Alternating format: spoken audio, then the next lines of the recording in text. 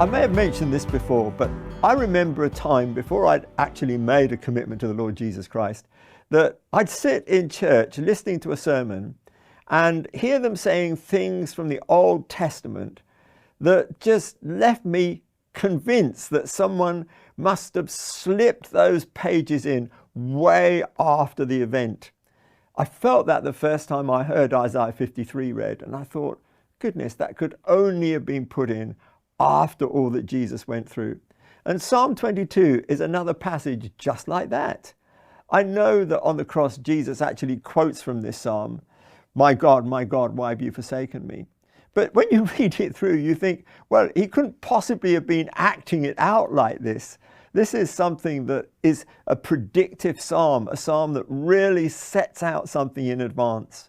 And in the midst of it, we find these words which really bring home the sense of anguish that must have been going on in the heart of the Lord Jesus. He says this, but you, Lord, do not be far from me. You are my strength. Come quickly to help me. And the context of that is the enormous battle that was going on in the cross.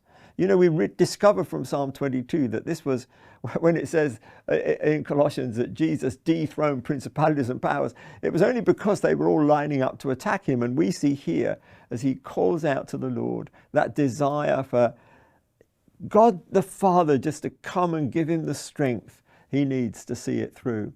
Now, that's the context of the psalm. But of course, it's something that we can appropriate every day, to call out to the Lord ourselves, no matter what our circumstances are, and they're never going to be as tough as Jesus faced on the cross. We can call out to him, Lord, do not be far from me. You are my strength. Come quickly to help me. Do take hold of that today and make it something you take hold of regularly in your life, no matter what comes against you. And just remember the context.